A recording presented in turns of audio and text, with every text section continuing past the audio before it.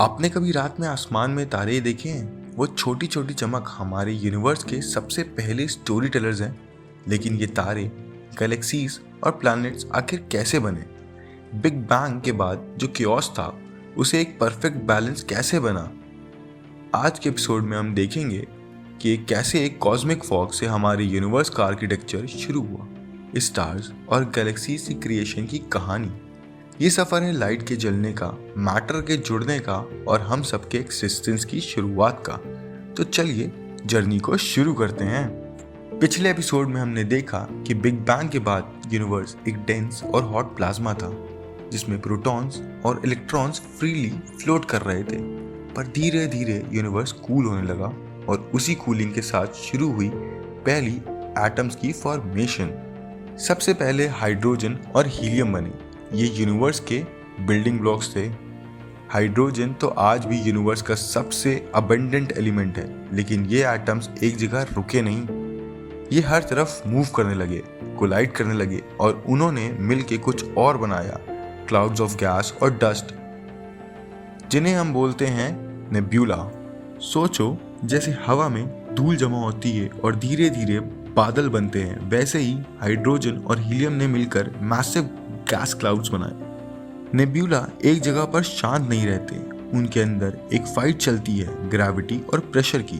जब किसी नेब्यूला का एक पार्ट इतना डेंस हो जाता है कि उसका अपना वेट उसे कंप्रेस करना स्टार्ट कर दे, तो वहीं शुरू होती है एक नई कहानी, एक स्टार्स की कहानी।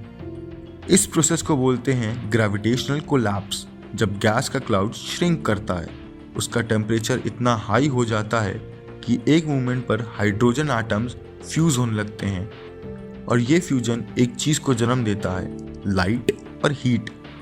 सोचो, जैसे एक मैग्नीफाइंग ग्लास से सनलाइट एक पॉइंट पर कॉन्सेंट्रेट होती है और फायर क्रिएट करती है, वैसे ही नेब्यूला के अंदर के पार्टिकल्स कॉन्सेंट्रेट होते हैं और एक न्यूक्लियर फायर को जन्म देते हैं।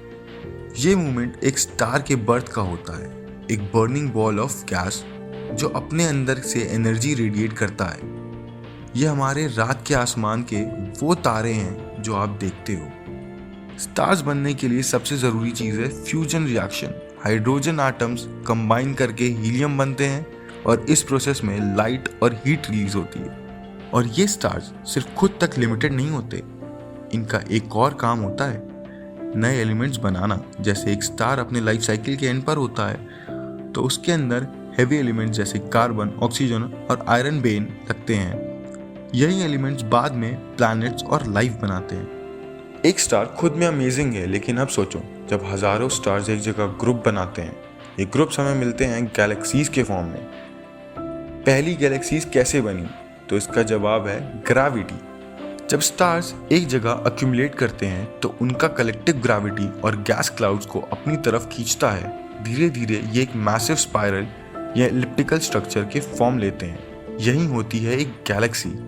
हमारी गैलेक्सी मिल्की वे भी एक स्पाइरल गैलेक्सी है, जिसमें करोड़ों स्टार्स हैं, इंक्लूडिंग हमारा सन।